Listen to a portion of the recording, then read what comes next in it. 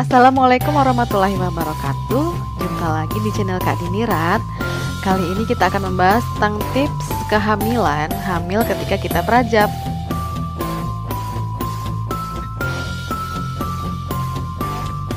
Hai kamu. Jangan lupa subscribe sekarang, karena kalau nggak subscribe, Kak Dini ambil semua makanan kamu. Karena subscribe dari kamu, energi Kak Dini buat bikin video lagi. Jadi kita itu rajabnya di Palembang. Nah, ini dia anaknya yang dulu Kak Dini hamil pas rajab. Tips pertama, kuatan fisik dan mental ibu hamil yang prajabatan akan dimudahkan. Tips yang pertama ini adalah menguatkan fisik dan mental. Nah, tes kesehatan itu kan untuk fisiknya.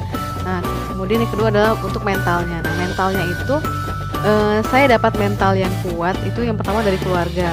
Yang kedua terus dari teman-teman terdekat yang katanya saya dulu juga hamil loh pas prajabatan, dan insya Allah orang hamil ketika prajabatan itu lebih dimudahkan. Nah, dimudahkan seperti apa?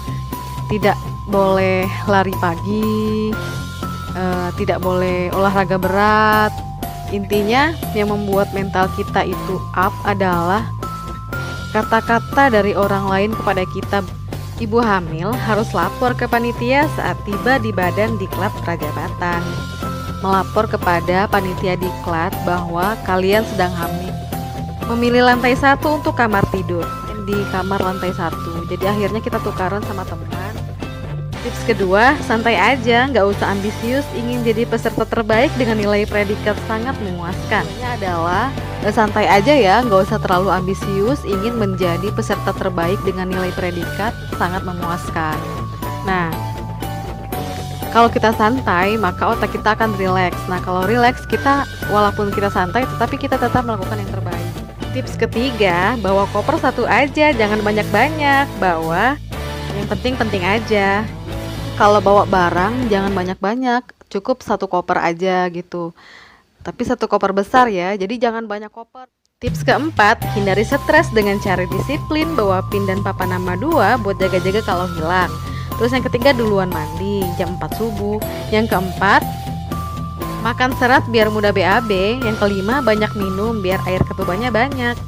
Tetap disiplin, karena disiplin itu membuat kita hindari stres. Karena menurut Kak Dini kalau kita nggak disiplin malah kita jadi stres. Tips kelima, dukungan keluarga di rumah malah sangat penting. Saling berkabar, menguatkan, mendoakan, terutama suami ya, supaya kita dikuatkan, disehatkan. Tips keenam, pikiran santai, pikiran positif agar bayi tetap happy di dalam perut. Kita tetap pikiran santai, pikiran positif supaya bayi yang di perut kita tetap happy. Tips ketujuh, dilarang begadang, tidur cepat biar bangunnya cepat. Niatkan untuk kesehatan janin Anda.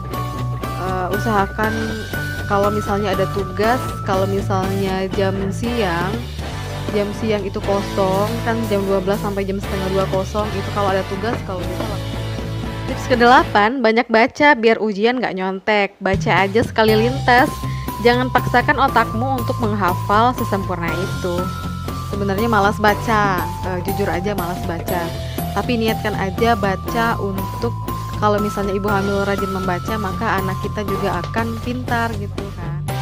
Tips ke-9, konsentrasi saat ujian. Kalau bisa, pernahlah membanggakan hatimu sendiri. Menurut saya ini bisa membuatmu bahagia sehingga janinmu ikut bahagia.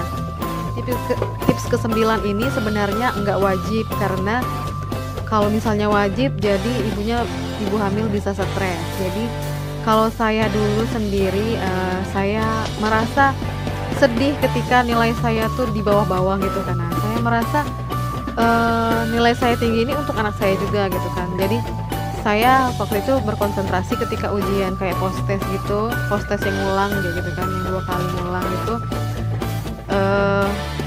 Saya konsentrasi aja, ternyata pas ada perankingan ternyata saya ranking 1, tapi itu cuma sekali kan, dan itu pun dari ulang kayak gitu, dari yang ulang sebelumnya gitu.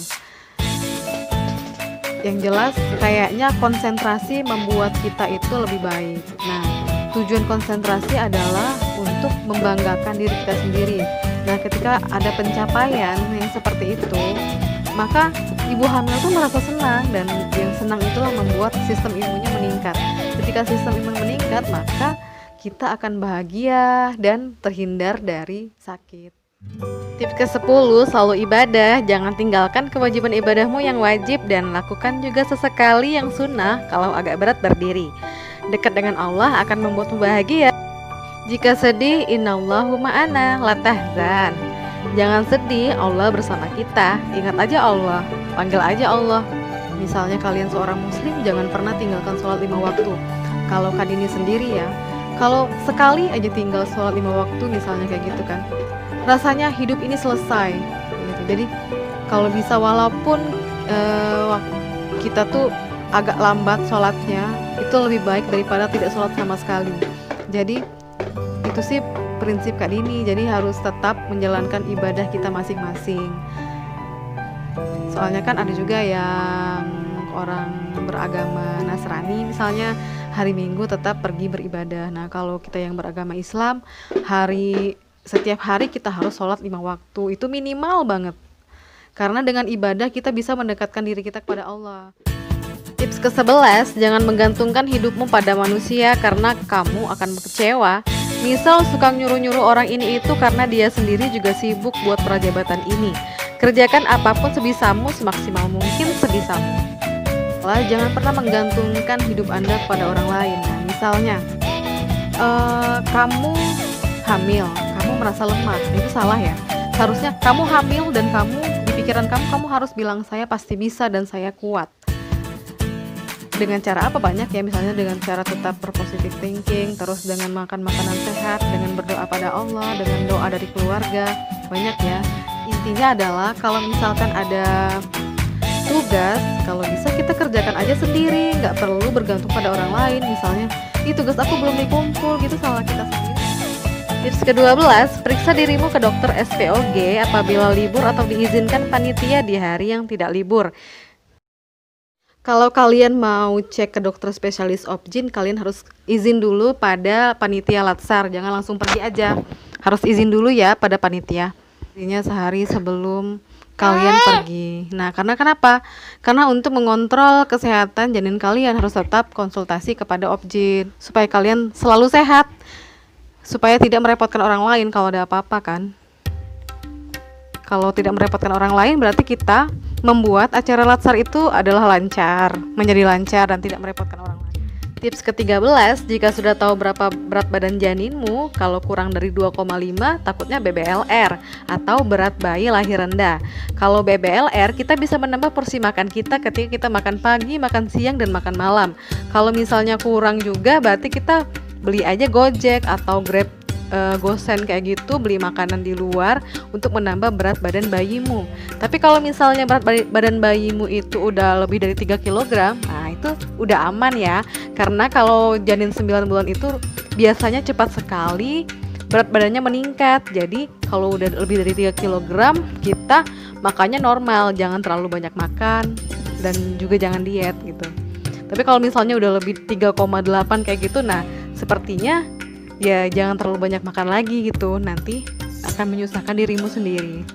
Pokoknya makannya normal lah, yang penting jaga kesehatan, nggak ada keluhan sama sekali.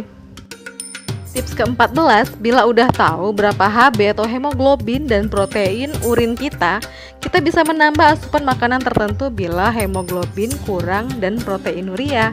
Misalnya HB kita masih 8, padahal HB yang normal itu di atas 11 kan.